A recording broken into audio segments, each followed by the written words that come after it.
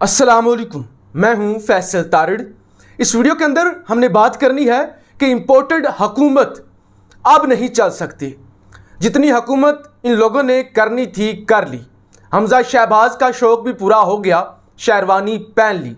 गैर कानूनी गैर आइनी पंजाब के सरबराह वो बन गए। लेकिन इस बाप बेटे की हवस ने कि एक को वज़ीर आला बनने का शौक था, दूसरे को वज़ीर आज़म बनने का शौक था। तमाम पार्टियों की, यानी पाकिस्तान के अंदर जितनी भी पार्टियां हैं, इन तमाम पार्टियों की सियासत पीटीआई को छोड़कर सब की हमेशा के लिए दफन होने जा रही है।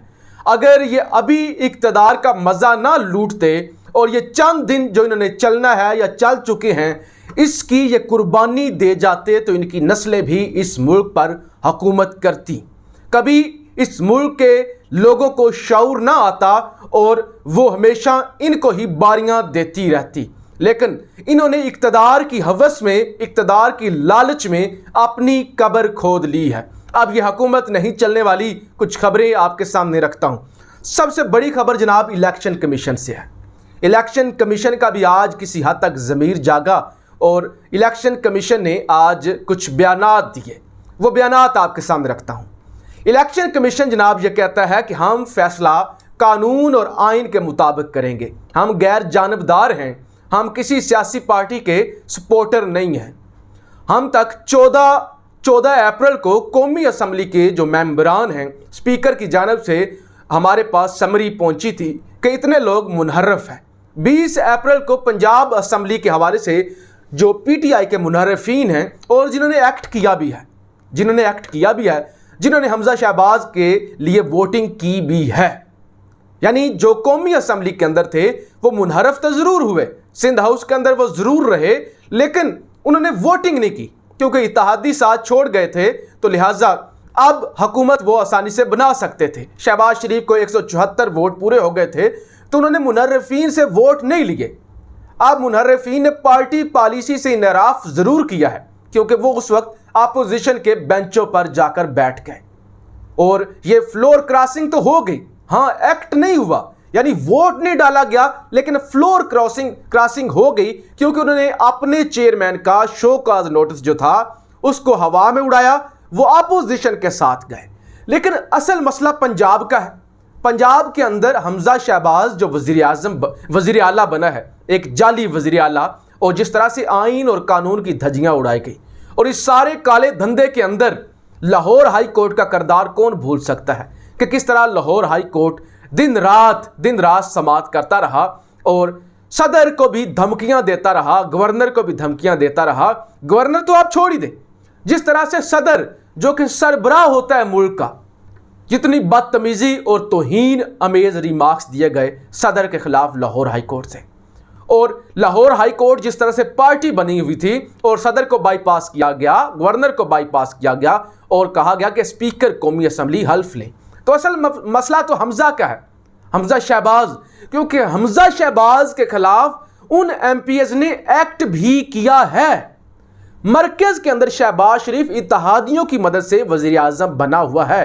हालांकि 2 वोटों का सिर्फ एक वोट तो खत्म हो गया ना, जो MQM के एक MNA की वफात होगी। अब एक सीट से, यानी सिर्फ एक बंदा हट जाए तो शहबाज शरीफ वज़ीर आज़म नहीं रहता और सदर पाकिस्तान एतमाद का वोट लेने का कह सकते हैं। लेकिन जो पंजाब के अंदर गेम है, पंजाब के अंदर जो कहानी है, वो तो सारी थी ही वो जो पीटीआई के टिकट पर लड़कर आए थे, जो मुनहरफीन हैं। अब इलेक्शन कमीशन का मैंने आपको बता दिया, वो कहते हैं कि हम गैर जानबदारी से केस सुनेंगे।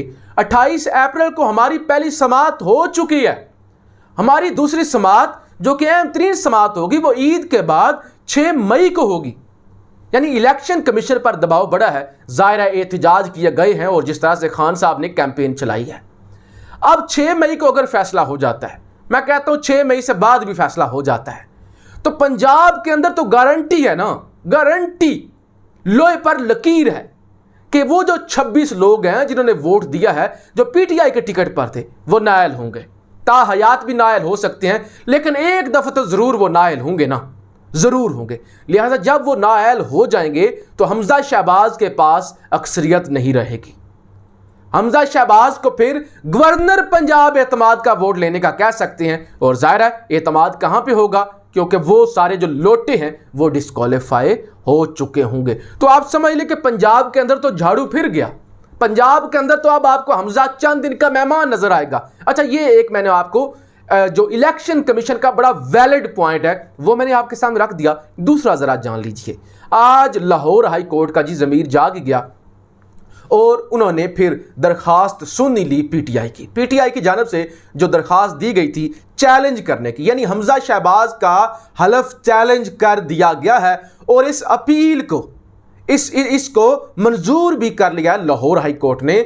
और अब इस पर लार्जर बेंच भी तश्कील दिया जाएगा और ईद के बाद इस पर भी समाअत होगी। तो कानून और आइन के मुताबिक ये केस, वैसे तो अदालतों पे किसी को यकीन नहीं रहा इस मुल्क के अंदर।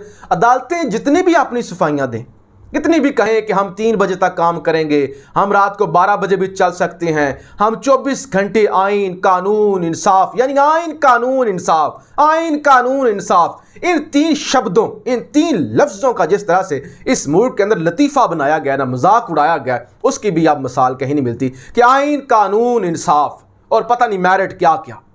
वैसे तो किसी को अब यकीन नहीं रहा, लेकिन आइन कानून इंसाफ कायदे को देखा जाए तो हमजा शहबाज का हल्फ गैर कानूनी है और अब ये लाहौर हाई कोर्ट के जजों की गले की हड्डी बन चुका है, क्योंकि जजेस ने जो फैसला किया है वो आइन के बिल्कुल खिलाफ है। आइन के अंदर लिखा ही नहीं हुआ कि अदालत फैसला करती है कि फलां बंदा आपसे हल्फ ले ले, जैसे सुप्रीम कोर्ट ने किया था ना कि बांध दिया था कि पार्लियामेंट की कार्रवाई अब सुप्रीम कोर्ट चलाएगी।